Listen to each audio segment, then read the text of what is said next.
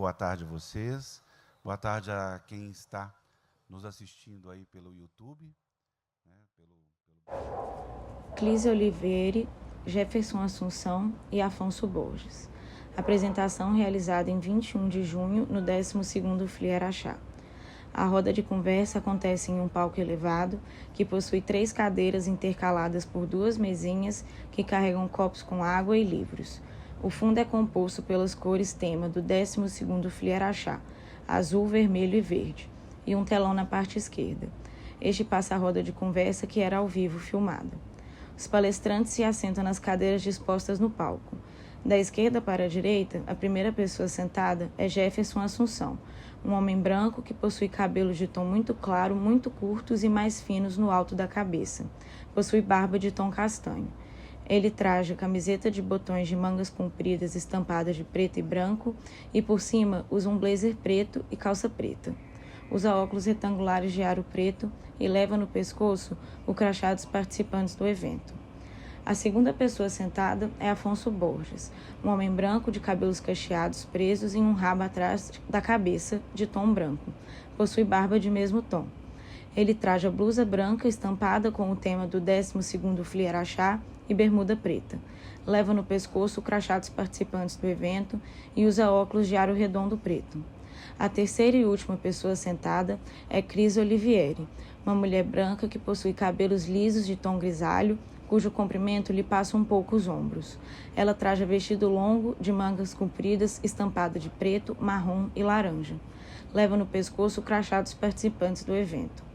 No canto inferior direito do vídeo em questão, está do início ao fim as intérpretes de Libras, ora sendo uma mulher branca de cabelos presos e blusa preta, ora sendo uma mulher branca de cabelos claros, lisos e blazer preto. Elas traduzem simultaneamente tudo que está sendo falado. De tempos em tempos, a plateia é filmada e é possível ver que está cheia. No canto superior direito do vídeo em questão, lê-se 12º FLI Araxá. Como convém em Brasília, pelo menos.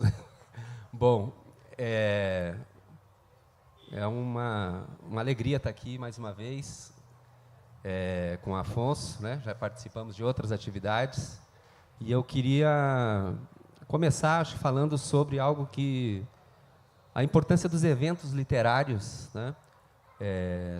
Uma festa literária como essa. O Brasil é um país que tem hoje cerca de 320 eventos literários médios e grandes, tá? Considerando o Bienal de São Paulo, Bienal do Rio, a Feira do Livro de Porto Alegre, que vai completar 70 anos esse ano, né? Uma série de feiras que acontecem no Brasil inteiro, depois uma geração de festas literárias, né? A partir da Flip, Cachada está aqui, e que gerou, né, um conjunto de festas literárias no Brasil inteiro, que é uma espécie de movimento hoje, inclusive, né? Tanto de festas literárias que acontecem no Minas Gerais, na Bahia, enfim, tudo que é canto do Brasil, mas também tem outras gerações de eventos literários, né, que são muito interessantes. Tem jornada literária, lá no Distrito Federal tem uma jornada literária muito interessante também, que tem... mas daí tem saraus, slams, etc. E aí, enfim, é uma infinidade do ponto de vista não apenas quantitativo, mas qualitativo, né, também, e diverso. E eu acho isso muito importante porque, na verdade, esses eventos literários fazem aquilo que está na base de uma estratégia de formação de uma sociedade leitora.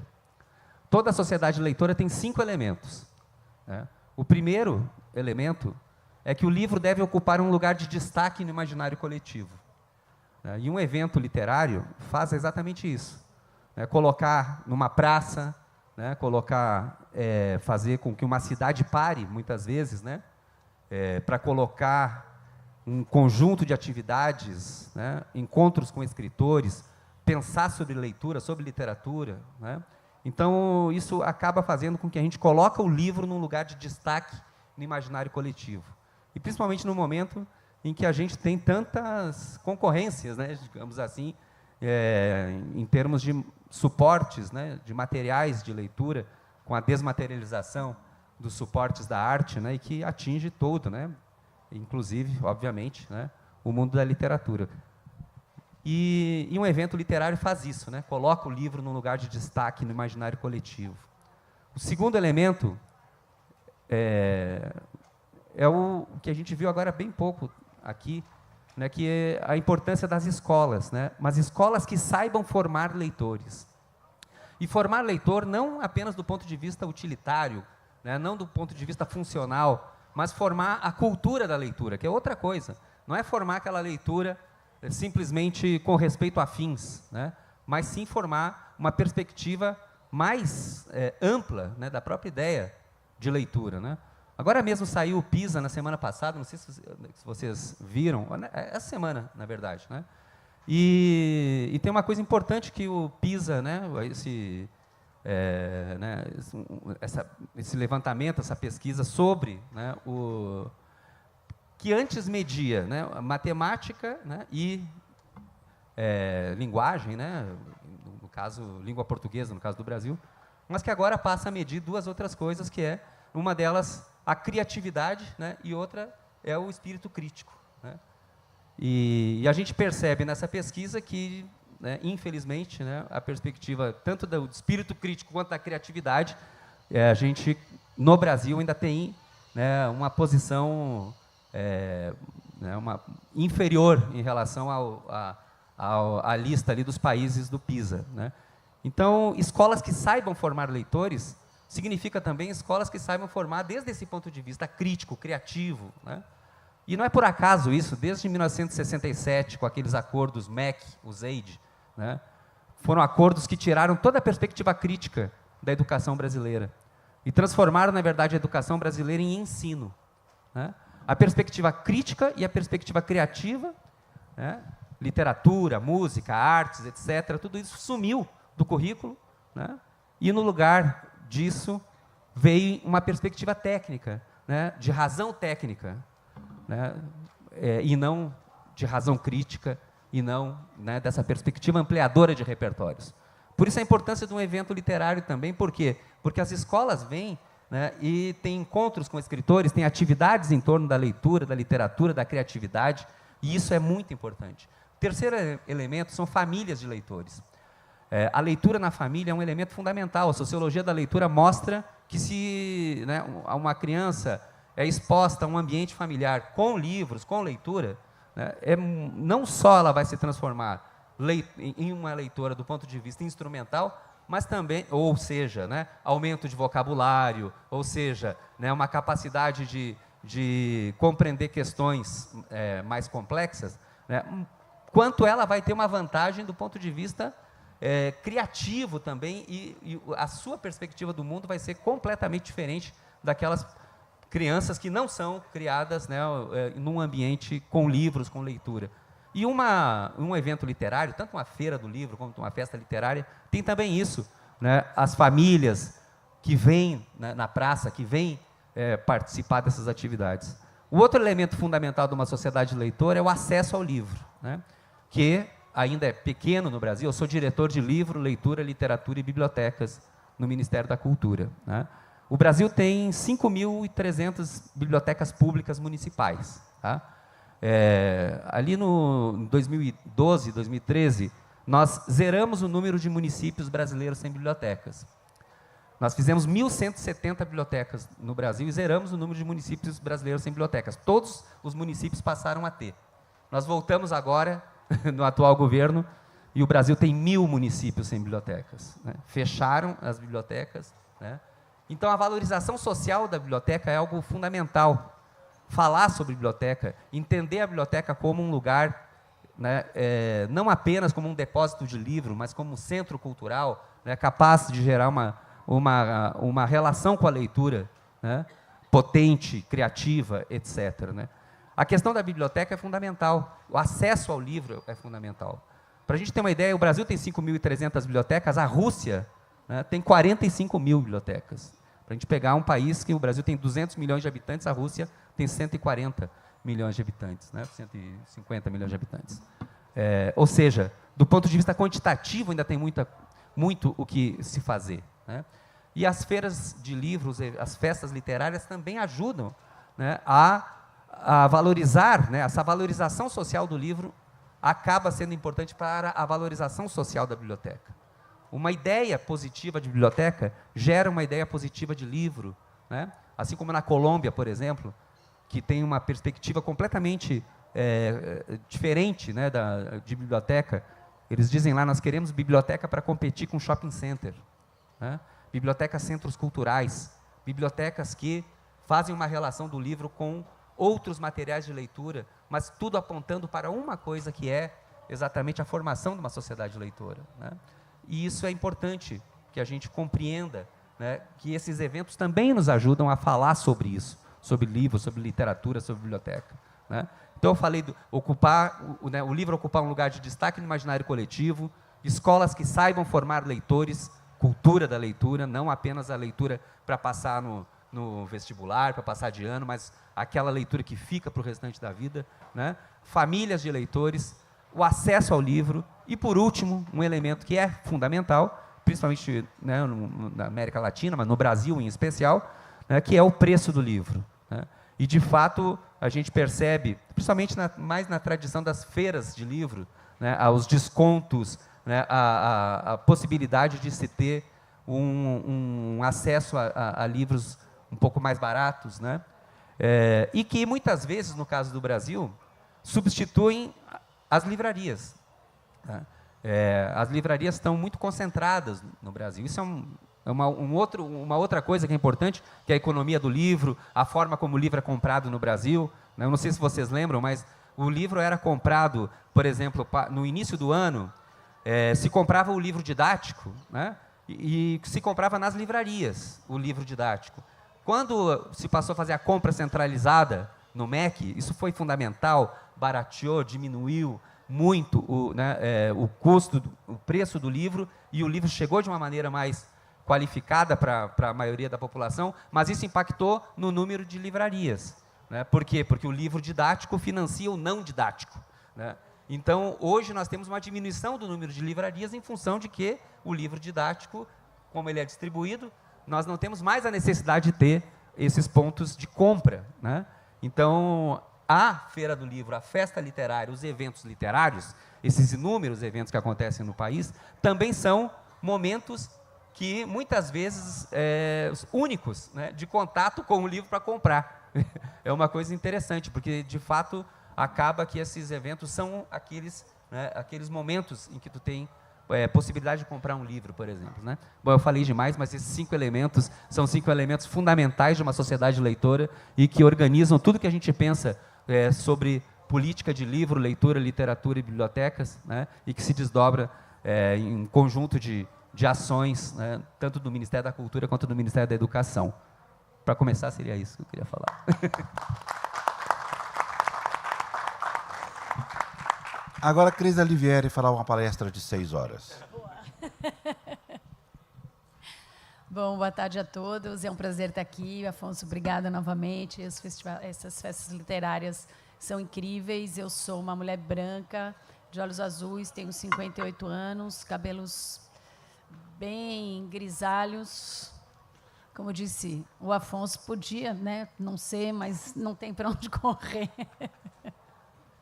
Eu tenho estatura mediana. Pegando um pouco uma carona no que foi dito aqui sobre livro, sobre as festas literárias, assim, me dá um pensamento que é como talvez a festa literária hoje esteja ocupando o lugar do presencial, né, como os shows que hoje levam milhares de jovens e tal, né, para aquela emoção, para aquela relação pessoal com o artista, com o evento. Então, no mundo completamente digital, em que as pessoas estão todas na sua casa, né, muita gente trabalhando de casa e tal, a festa literária chega e é um momento físico em que você conversa com as pessoas, encontra os autores.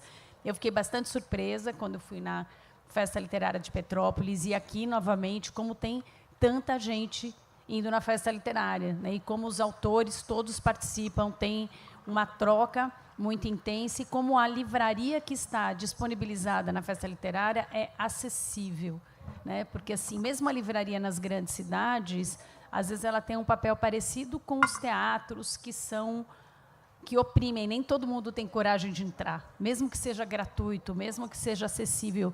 Nas festas literárias, a livraria ela está no centro ali, ela é aberta, a pessoa entra, manuseia o livro, leva se quer, compra se quer, ouve o autor contando sobre seu livro, por que escreveu daquele jeito, cria uma curiosidade, cria uma relação diferente com a obra, o que eu acho que coloca as festas literárias num outro lugar, e acho que é por isso que a gente tem visto cada vez mais festas literárias que viraram um evento de relação com a população local, que é muito, muito importante, eu acho, na formação e no trazer esse encontro, né? Porque em épocas de inteligência artificial, em que o livro talvez seja escrito por uma máquina, né? Em que o livro pode escrever como se fosse um autor, reproduzindo, inclusive, os maneirismos daquele autor, a estética, o jeito de dizer, eu acho que esses eventos com os humanos, né, em que a gente tem os livros 100% humanos, né, que não tem, você tem um pensamento crítico, uma relação criativa, real, e que você pode ter o presencial, eu acho que é importante. Tenho a sensação que as festas literárias se expandirão nesse país, porque assim elas têm um papel importante de levar esse conhecimento, essa formação, e elas vão criar também, eu acho que essa oposição a quantidade gigante de digitalização e de relações virtuais.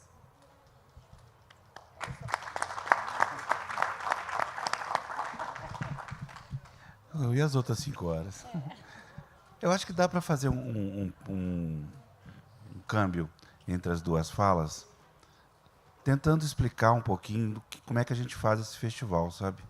A fala do Jefferson me inspirou muito, no sentido de que esses festivais que a gente faz, principalmente em cidades pequenas, é interessante também, né? O interior do Brasil é 50 mais vezes carente desse tipo de informação do que as grandes capitais, que recebem volume gigantesco de informação.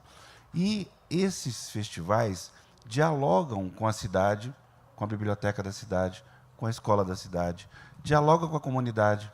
Vocês estão vendo aqui uma exposição linda de professores negros que foi feita ano passado, que chama Muros Invisíveis, que a gente transportou para cá hoje só as telas. Dialoga com o artesanato, com a comunidade empreendedora da cidade, não é? Está aqui representado. Eu fico tentando falar aqui, porque isso aqui, modestamente, é o resumo de muitos anos de trabalho, sabe, Jefferson? Aquela livraria naquele lugar, posicionada até com as estantes um pouco mais distantes, foi resultado de uma reflexão de Petrópolis, né, onde estava tudo muito apertadinho, a gente não conseguia passar, entendeu? Então, o que a gente tenta, com essa equipe imensa que a gente tem uma equipe de 45 pessoas na área de comunicação, na área de logística, e cada vez mais aprendendo com as lições que a gente vem recebendo, não só na prática, mas também na interlocução com a comunidade. Porque é importante também dizer que cada festival só funciona quando entende a comunidade como uma coisa orgânica, não é? Se a gente fosse fazer uma massa de bolo e levar por aí o mesmo festival, não funciona. Ele não faz com que a comunidade tenha essa mágica do pertencimento. O pertencimento é fundamental. As pessoas, né, Rafael? As pessoas sabem que esse festival, por mais que traga 40, 50, 60 autores de fora, né? A Márcia já veio 3.432 vezes, por exemplo, né? Vocês estão vindo a primeira vez, não foi? Terceira? Que ótimo! Gifone e a Cristina. Entende? Então, assim, por mais que tragam pessoas de fora, a comunidade sabe que o festival é daqui. Porque aquele auditório 2 está lotado o tempo inteiro. Porque o Tino e o Léo fazem atividades infantis que fogem do entretenimento. Isso é que é legal. Linka com a educação, linka com o livro. Nós temos inúmeros determinados. Nós temos uma pessoa maravilhosa que chama Vitória, está naquele cantinho ali. Essa menina, com 12 anos, ela estava aqui comprando livros, até que ela chegou na casa do pai dela com 17 livros debaixo do braço. O pai dela ficou 3 meses pagando os livros, uma coisa mais difícil do mundo, isso há 12 anos. Depois a Vitória não só se tornou uma leitora, como fez a abertura do festival lá, no Grande Hotel, né, Vitória? Ela que abriu o festival fazendo uma palestra, com Mia Couto sentada assistindo ela, não é pouco. E hoje ela faz medicina na USP, na USP não, né? Isso. E está lançando um livro aqui amanhã. Quer dizer, ela, Jefferson, é o exemplo do nosso foco. É o exemplo que, se esta geração que se formou leitora nesses 12 anos não tivesse se constituído em Araxá, nada do que a gente teria fez desse tempo, não seria válido. Entendeu? É isso.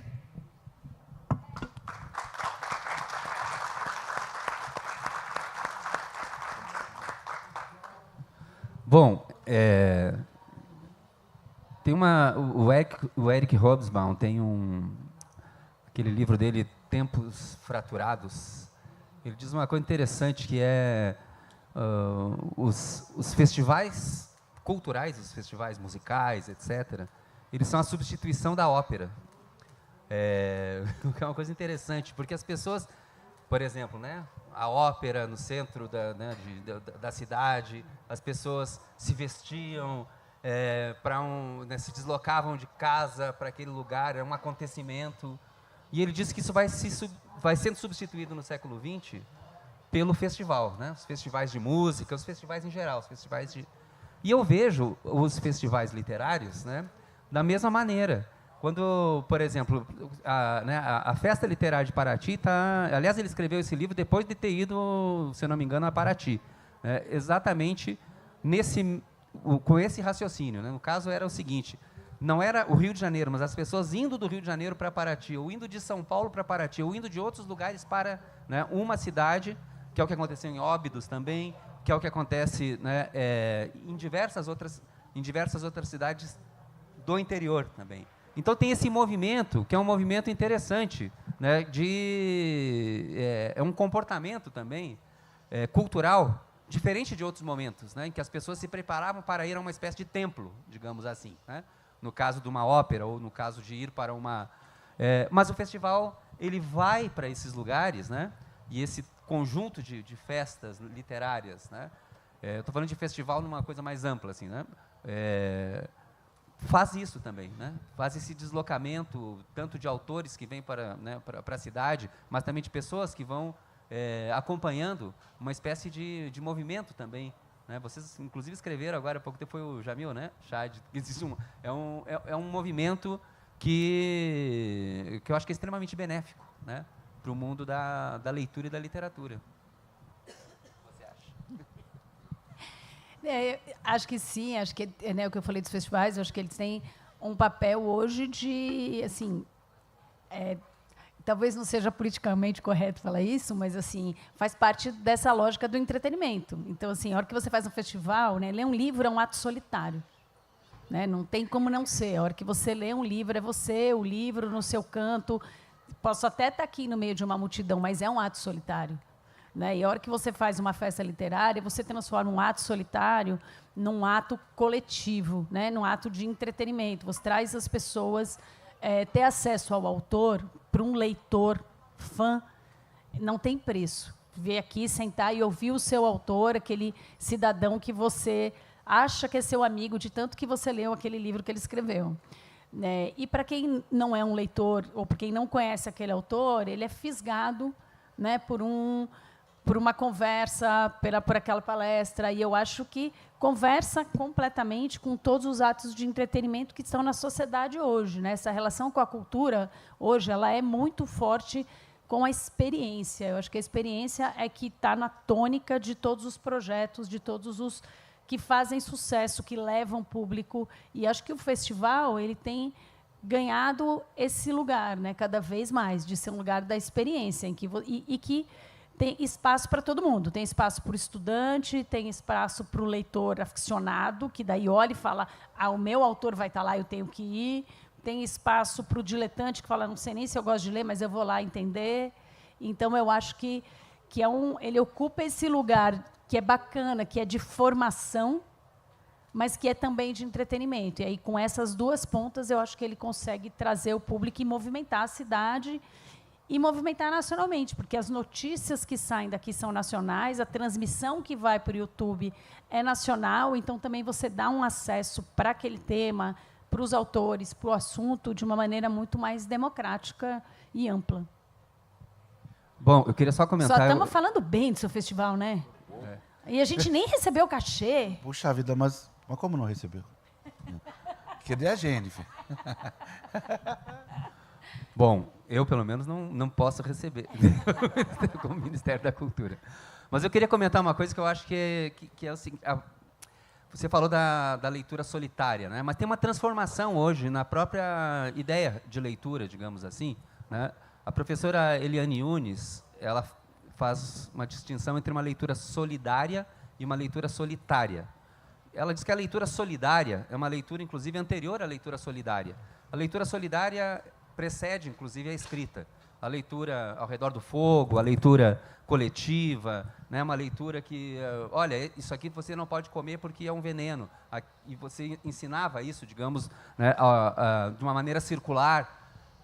Esse tipo de leitura solidária, ela é muito anterior e ela continua, ela segue, mesmo depois da invenção da imprensa, em que se começa, inclusive, né, a ter uma ideia de leitura solitária, né? Aproveitando aqui a presença foi minha professora de filosofia, Márcia Tiburi, né? Mas isso coincide com a ideia de sujeito, inclusive, né? A invenção da imprensa e essa leitura solitária, ela é uma leitura, essa leitura ela coincide com um período curto, inclusive, da era do livro, digamos assim, em que o livro era, né, apenas, ele era o suporte, digamos assim, único, não tinha concorrência, né?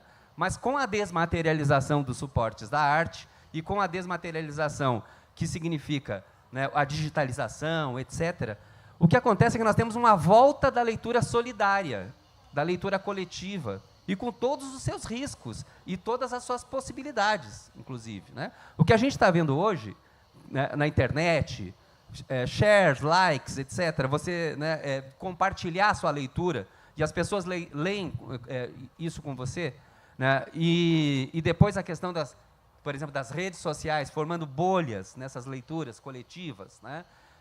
Tudo isso complexifica, inclusive, a própria ideia de leitura que nós temos, né? Então, não é mais aquela leitura solitária. É a leitura solitária, mas é também uma leitura coletiva, solidária, no sentido solidário não no sentido positivo, simplesmente, mas no sentido de ser compartilhado. Compreende o que eu quero dizer? Aquilo que é feito em conjunto, né? E esse tipo isso é um problema que nós temos hoje.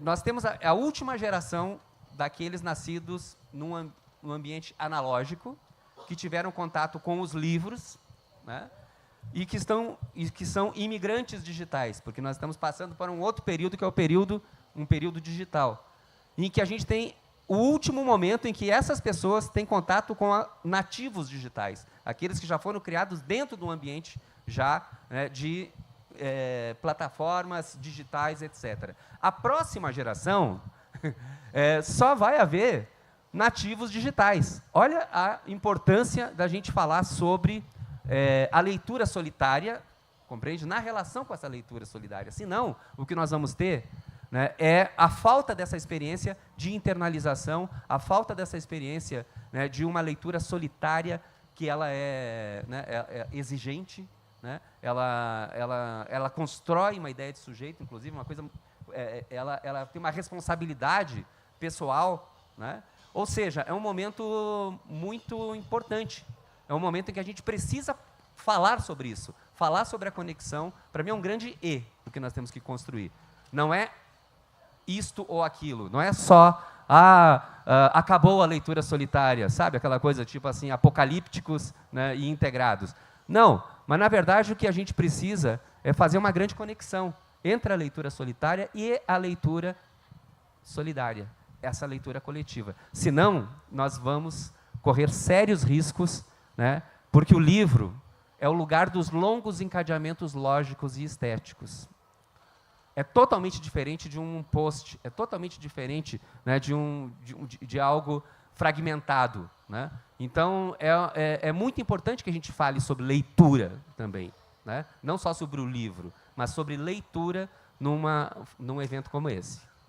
Achei ótimo você tocar nisso, porque esses festivais, né, Márcia, tem se tornado um momento da palavra. A gente fala muito da palavra escrita, do livro, do conceito de livro, da forma de estimular o livro, não é? E todas essas frases que constituem o incentivo ao hábito da leitura, mas o momento da palavra falada é aqui. É o momento que o autor chega, né, e fala, olha, eu fiz esse livro, está aqui escrito, mas o que eu quero dizer é isso. E o autor quer dizer muito, mais que isso. Hoje, com esses anos todos de festival, eu vejo na literatura brasileira e nos autores brasileiros verdadeiros profetas do que está acontecendo agora. Quantos livros que já foram escritos e quantas falas que já foram ditas. Márcia, quantos anos você já falou o que está acontecendo agora? Lá atrás, não é? Gifone percorreu o mundo inteiro, não é? Dizendo coisas em seus livros que estão aí acontecendo no mundo da ecologia com suas viagens, não é, Cristina? Quer dizer, estes festivais têm este papel da palavra, do verbo mesmo, antes era o verbo, aquela coisa toda, que não está sendo valorizado como deve ser. Isso é importante dizer também. Por quê? Porque muitos festivais pelo país, especialmente estes que são profundamente comerciais, aí eu já estou falando das feiras de livro, das bienais de livros, elas consagram o objeto livro como comércio e deixam a fala do autor em segundo plano. A gente vê isso em todo lugar. Então, assim, é uma coisa que eu luto neste momento contra. Aqui, quem tem voz é o autor.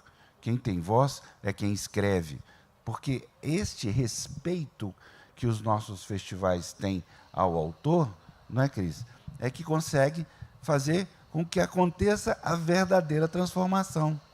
Eu tenho certeza que pessoas que assistem Márcia, assistem Gifone, Cristina, tanta gente sair daqui, né, Todorov veio de Rondônia, Roraima, desculpe, não é? Está aqui com a gente. Quer dizer, o país está aqui consagrado e conversando com vocês, pessoalmente, olhando no olho. Esse negócio de pessoalmente olhando no olho faz a diferença do mundo digital, a que todo mundo está mergulhado, que minhas filhas estão mergulhadas nisso, que todas as crianças estão, e o que virá pelo futuro. O que será do futuro? Essa que é a grande pergunta. É o que eu falei, eu acho que aqui é uma experiência, né? Então, e que todos nós, de alguma maneira, estamos procurando por experiências, e aqui você tem uma experiência real de convívio. Acho que a gente precisa olhar para esse futuro e para a tecnologia, assim, eu falei isso até em Flipretrópolis, uma pergunta assim, não dá para você dizer, quando você tinha carruagens, né, aí descobriu o carro, aí você fala para o cidadão, não, vamos continuar andando de carruagem, porque carruagem é mais limpo, não, enfim, não existe, o mundo foi para frente. A gente tem um carro que anda e anda mais rápido, e assim, é o que acontece hoje, não existe a gente dizer para as gerações que estão aí, e mesmo para a gente mesmo, que já se acostumou com uma série de facilidades tecnológicas, olha, para com isso tudo. Não leia livro no seu Kindle, leia apenas no papel. E, assim, isso não existe. Agora, existe uma... Eu acho que tem que haver um pensamento, eu não sei nem se é uma preocupação, né, porque preocupação parece coisa de velho, né, meu filho tem dito isso direto, você tem que entender, mãe, os bisavós falavam, todo mundo da geração antiga fala para a nova que ela não sabe o que está fazendo. Então, assim, ao invés de dizer para a geração nova, vocês não sabem o que vocês estão perdendo, ou o que vocês não estão fazendo, assim, mas trazer um pensamento que é super importante, porque quando a gente diz, olha, o que está sendo escrito hoje é solidário nesse sentido de que é feito por várias pessoas, também não é tão verdade. Hoje, o que se diz é que ao redor de 35% do que corre pela internet já é escrito por robôs. Nos próximos 5 anos, 90% do que está na internet será escrito por robôs. O robô, eu não vou aqui fazer uma avaliação do robô em si, ou das questões éticas de usar ou não usar robô e não contar que está sendo feito por um robô. Mas fato é que é um algoritmo que repete plastifica, né, o que está sendo, né, dá uma certa plasticidade, é tudo meio igual, fica tudo no meio termo. Né? Então, são textos que são meio termos entre tudo que está aí. Ainda que se pese uma discussão, que não é o caso aqui, de direitos autorais, o que é que está sendo usado, né, que textos estão sendo violados para gerar aquilo, o fato é que o que as pessoas estarão lendo não terá sido escrito por um autor real, existente, pessoal, e não necessariamente elas saberão disso. E textos mais pasteurizados têm menos probabilidade de gerar espírito crítico. Né? Porque eles já são a média. A média é o que a gente tem que concluir depois que a gente refletiu. Você lê textos que você gosta, que você não gosta, que puxam para um lado ou puxam para o outro, aí você chega numa média sua, né, com o seu espírito crítico, a sua reflexão. Esses textos que correm, especialmente fechados em grupos, em comunidades, né, hoje a gente tem tribos e mais tribos divididas, né, digitalmente, ele já é entregue aquilo pasteurizado, já a média já é entregue. Então, assim, eu acho que esse lugar é que a gente precisa pensar. Eu acho que esse lugar é que talvez o Estado possa fazê-lo, né? Porque assim, todas essas questões vinculadas à internet, ao blockchain, às inteligências artificiais, elas estão todas na mão de empresas com interesses, cada um com o seu interesse próprio. Também não vou entrar aqui numa discussão ética, mas cada um tem seu interesse próprio. Então, eu acho que cabe ao Estado criar políticas que consigam furar essa bolha. Não é simples, mas eu acho que é importante. Como eu acho que, no futuro, textos escritos, talvez os humanos sejam supervalorizados, porque eu acho que textos escritos por humanos estará escrito lá embaixo, made by human. Eu acho que é o que vai, porque assim, a gente não vai conseguir que a tecnologia ou que as empresas escrevam feito por máquina, mas a gente vai conseguir que os humanos escritam feito 100% humano. E aquilo talvez tenha um outro caráter, e talvez isso devesse ser estimulado como política cultural. Coisas que, de fato, a gente garanta que são uma reflexão humana. Assim, porque não porque, talvez, em alguns momentos, a máquina seja melhor mesmo, mas, assim, na reflexão humana, você tem barbaridades. O humano se permite pensar. Eu ouvi, há um mês atrás, do Silvio Meira, que é, né, do Porto Digital, e é alguém que pesquisa esse assunto há muito tempo, e ele disse uma coisa que eu achei muito interessante. Ele disse: a inteligência artificial, ela não é inteligente, ela é treinada. Quando você vai para a escola, você é inteligente. Na escola, você aprende a geografia do mundo. Isso é um treinamento. Saber onde fica a Espanha, saber onde fica a China, saber qual é o relevo do Brasil, isso é um treinamento. E é isso que a inteligência artificial tem. Muito melhor que a gente, ela sabe todos os microdetalhes, porque ela é super treinada. Isso não é ser inteligente. Ser inteligente é você somar isso tudo e criar outras possibilidades. Né? Mesmo a inteligência generativa, hoje, ela ainda não chegou nesse lugar. Pode ser que ela chegue. Mas, então, ela plastifica, e o que a gente tem correndo como texto plastifica. Eu acho que esse é um desafio grande. Pois é, eu acho, né, acho mesmo, que tem duas coisas ao mesmo tempo acontecendo. Uma delas, né, é uma disputa. Existe uma massificação no ambiente digital. O ambiente é pós-massivo, mas o comportamento é massivo, digamos assim. Né? Mas, ao mesmo tempo, tem a emergência de novos sujeitos políticos, de novos sujeitos culturais. As periferias hoje são centros produtores, né, de cultura que não eram valorizados. Hoje nós temos, por exemplo, a Periferia Brasileira de Letras. Hoje tem uma meninada fazendo a FLUP, a Festa Literária das Periferias. Tem gente lá no Amazonas, por exemplo, os funkeiros cult, que é um negócio sensacional. Tem gente de tudo que é canto fazendo um monte de uso, um uso autônomo, digamos assim, ou pelo menos com mais autonomia, desse ambiente pós-massivo. Então, na verdade, nós estamos na luta entre duas coisas, a massa e o comum. Né? A massa e o comum, no sentido de massificado, algo heterônomo, é algo que você simplesmente aderem a uma opinião do outro, mas você tem também um monte de gente fazendo um uso que ele é um uso muito mais interessante, ampliador de repertórios, criador de outras perspectivas sobre o Brasil, inclusive, né? Sobre os centros. E isso explodiu, isso mudou completamente. Os últimos 10 anos tem um outro Brasil, né? A própria literatura hoje que vende, digamos assim, a literatura que está sendo valorizada no Brasil vem de outros lugares. Não é mais o mesmo centro emissor. Entende o que eu quero dizer? Tem outras figuras. E isso é uma coisa que tem muito a ver, né, com esse ambiente também. Então, assim, na verdade, existe um ambiente em disputa, né, e essa disputa é uma disputa de comportamento, de como é que você se relaciona com o digital. Isso significa cultura digital, que é diferente do uso da internet, que é outra coisa. A cultura digital, o cultural é o que ultrapassa o funcional, né? Só um uso funcional é uma coisa, agora um uso crítico, ampliador de repertórios, isso é cultura digital, isso é outra coisa. Isso tem absolutamente a ver com leitura. A cultura digital é o F5 da história da leitura. Nós temos que disputar isso. Por último, a questão da escrita. A Política Nacional de Leitura e Escrita, que nós estamos regulamentando agora, o Brasil nunca teve uma política de escrita, tá? Nós vamos, a partir de agora, ter uma Política Nacional de Leitura e Escrita.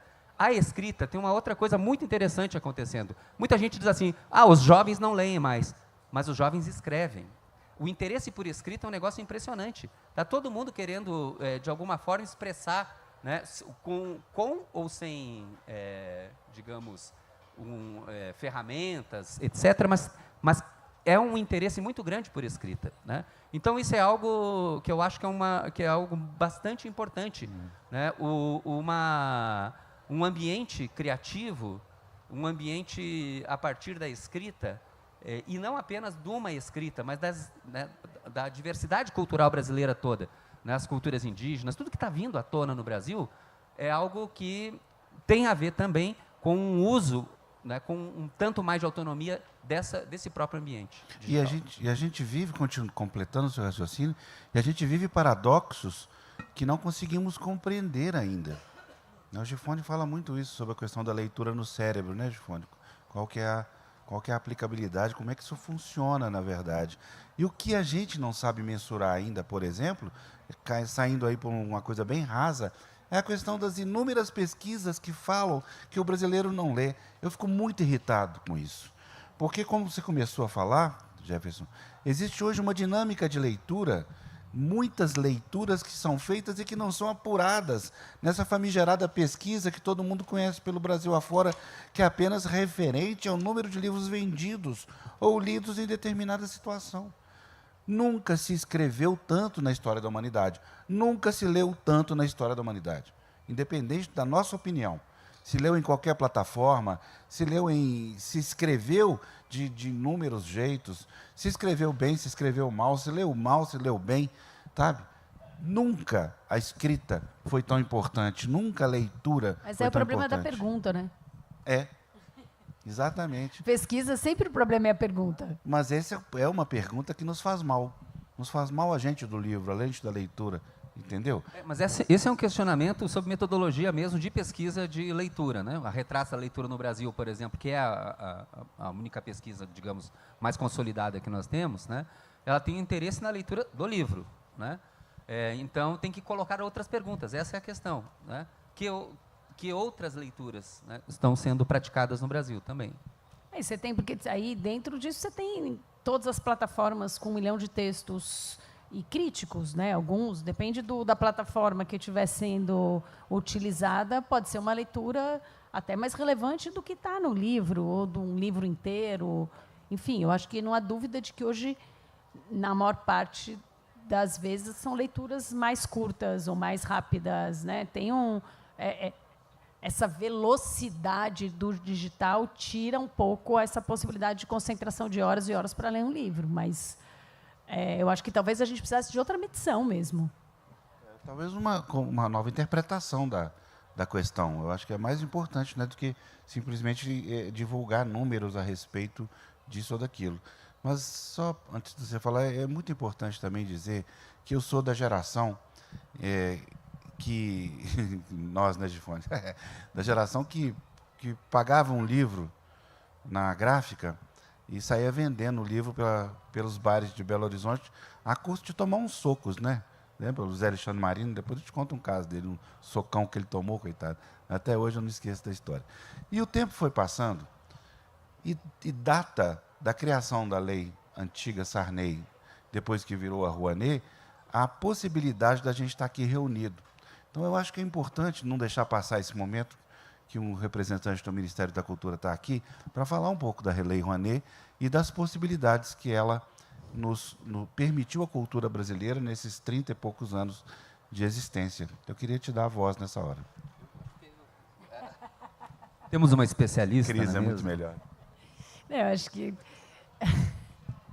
Enfim, eu falo pela sociedade civil, eu não falo pelo Ministério. Eu acho que os números são transformadores, independente de qualquer viés ideológico ou de qualquer olhar que alguém possa ter. Eu acho que é melhor a gente falar em números. A gente tem aí 35 anos, né, de lei. Há uma transformação real. Nos primeiros 5 anos da lei, ela ganhou um prêmio da ONU como uma das melhores formas de investimento que existia, né, uma sacada de investimento na cultura. A gente tem uma transformação real na profissionalização do setor. Era um setor muito informal, hoje é um setor todo formalizado, organizado para o seu planejamento, para as suas realizações. É uma legislação que apoia a realização, a produção e o acesso à cultura, especialmente. A maior parte todos os projetos, os que não são gratuitos, eles têm preços populares, eles têm ingressos gratuitos para as instituições sem fins lucrativos e para as escolas. Então, todos têm acessibilidade. Então, ele tem um pensamento que é muito democrático e inclusivo e que vem sendo sofisticado a cada ano. Acho que é muito importante a gente ressaltar que é uma das poucas leis de incentivo que tem prestação de contas. A maior parte das leis que tem de incentivo das indústrias, do comércio, dos serviços, da saúde e etc. E são incentivos gigantes. Eles não prestam contas de nenhum real. O dinheiro fica perdido na cadeia dessas relações comerciais, enquanto que a cultura presta contas de cada centavo daquilo que recebe. Segundo o ministro do governo anterior, que não era exatamente alguém que amava a cultura, se é que existia problema na prestação de contas, estava restrito a 2% das prestações de contas apresentadas. Então, assim, é um dinheiro profundamente bem gasto. Cada real colocado na cultura devolve pelo menos 1,6 reais para a sociedade. Esse é um número da Fundação Getúlio Vargas. É uma pesquisa disponível para quem quiser ver. Se você olhar o impacto da cultura nas demais atividades, ou seja, quanto a cultura impacta no restaurante, no transporte, a gente pega aqui o Festival do Afonso, como é que impactou a cidade? Todo mundo tem hotel, está indo no restaurante, está pegando táxi, está pegando Uber, comprou livro, então impactou na indústria do papel, a cenografia, a locação das cadeiras, o som, a luz, e etc. etc. Tem um estudo feito pela Getúlio Vargas para a Flip, que mostra que devolveu 16 vezes o valor que foi investido. Então, assim, teve uma época que tinha um amigo nosso lá, produtor, que dizia assim: você quer mais hospital? Investe em cultura, porque eu devolvo 15 vezes para você, e daí você usa a diferença e cria um hospital, faz uma escola, me dê o dinheiro, eu te devolvo 15 vezes, e aí você faz o que você quiser. Então, assim, isso são os dados econômicos, para além da transformação das pessoas. Grande parte dos projetos da lei são projetos de arte e educação, que incluem crianças, que fazem o segundo turno da escola, e que permite que essas crianças tenham acesso, e esses jovens, às vezes, a primeira vez a projetos culturais ou a atividades culturais mesmo, aulas de pintura, aulas de música. A gente tem orquestras inteiras sendo formadas por jovens. Então, assim, é transformador de ser melhorado. Dá para melhorar a lei? Sempre dá para melhorar tudo. Agora, só para terminar, todas as informações também é uma das poucas legislações cujas informações estão 100% disponíveis. Existe uma plataforma chamada Versali, que você entra lá e você vê tudo. Quem recebeu dinheiro, o que fez com o dinheiro, que projeto tem benefícios ou não tem benefícios. Assim, eu acho que nós, como brasileiros, devíamos ter orgulho de ter uma legislação de financiamento dessa forma. Agora eu passo para o nosso diretor. Olha, muito melhor você falar do que eu falar, porque é exatamente isso. Eu acho que a grande coisa, só para acrescentar algo, é que havia uma ideia de isenção fiscal do Estado, que é uma isenção fiscal que incluía a isenção da política. Ou seja, você só fazia isenção fiscal, né? E ok, entendeu? O que a gente tem feito cada vez mais, como Ministério da Cultura, né, é não se eximir de fazer a política. Ou seja, você faz a isenção fiscal, mas não faz a isenção da política cultural. Então, você faz por exemplo, agora acabou de sair a Rouanet Norte, né, que foi um sucesso, a Rouanet Nordeste, a Rouanet Favelas, né, de territórios que mais precisam. Isso faz com que aquilo que estava sendo concentrado no Rio e São Paulo, e não apenas em Rio e São Paulo, mas em bairros, certos bairros de Rio e São Paulo, né, isso passe a contemplar outros lugares. Agora mesmo vai sair a Rouanet Rio Grande do Sul, em função, né, da catástrofe climática. Ou seja, com isso você vai fazendo o uso da isenção fiscal, mas não se isenta de fazer, né, aquilo que é importante, que é a política cultural também, né? Então, é algo que tem um elemento econômico. Na cultura, né, a ideia de cultura, digamos assim, nos últimos 20 anos, né, é que a cultura tem 3 dimensões. Cultura é economia, é cidadania e é valor simbólico criativo. Isso significa que a cultura tem um rebatimento econômico, cultura é fator de desenvolvimento econômico. É fator de desenvolvimento econômico, isso é algo que todos os países desenvolvidos sabem, né? A economia criativa ou economia da cultura, isso é um elemento de desenvolvimento econômico, ao mesmo tempo que é um fator de desenvolvimento social, né? Então, assim, o elemento social significa algo fundamental. Você não pode ter apenas o desenvolvimento econômico, mas o desenvolvimento social. E o desenvolvimento do ponto de vista estético, criativo, ampliador de repertórios. Essa é a tridimensionalidade da cultura. Você não pode fazer uma coisa ou outra, mas as 3 coisas têm que ser feitas ao mesmo tempo. São princípios norteadores de uma política. Aliás, vou dizer que, né, que é um modelo internacionalmente relevante, viu? A política cultural do Brasil, né? Desde o Gilberto Gil, né, obviamente com os períodos que nós tivemos de descontinuidade, para usar uma palavra. Mas o que acontece é que, de fato, é uma política cultural de muita qualidade, do ponto de vista desses 3 elementos.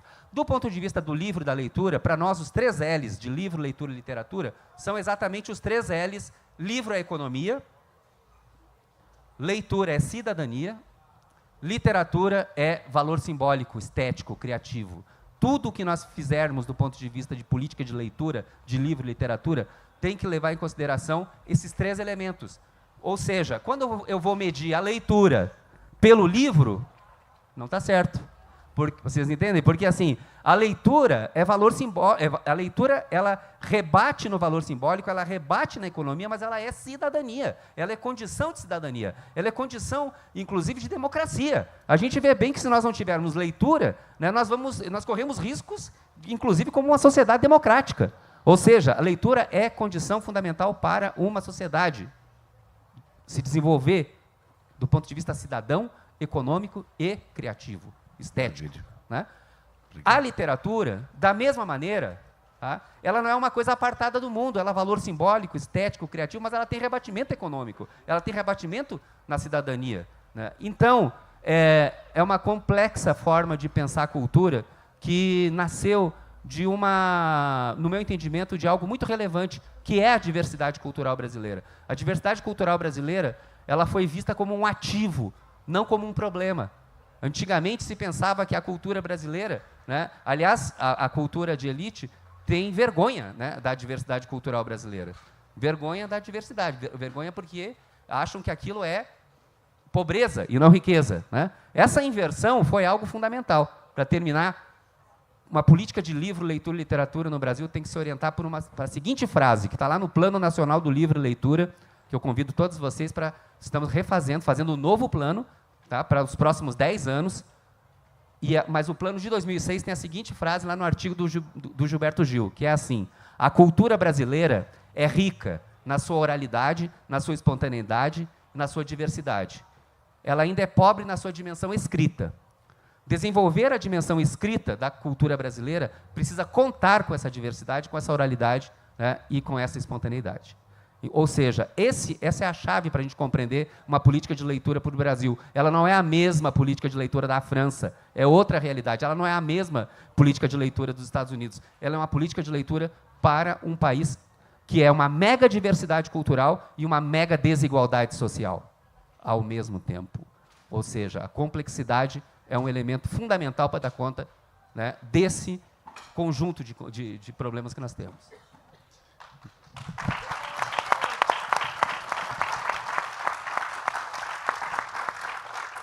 Estou dando aqui um mau exemplo, já estourei o tempo. Então, muito obrigado a todos e vamos dar sequência ao Festival Literário de Araxá. Muito obrigado, muito obrigado.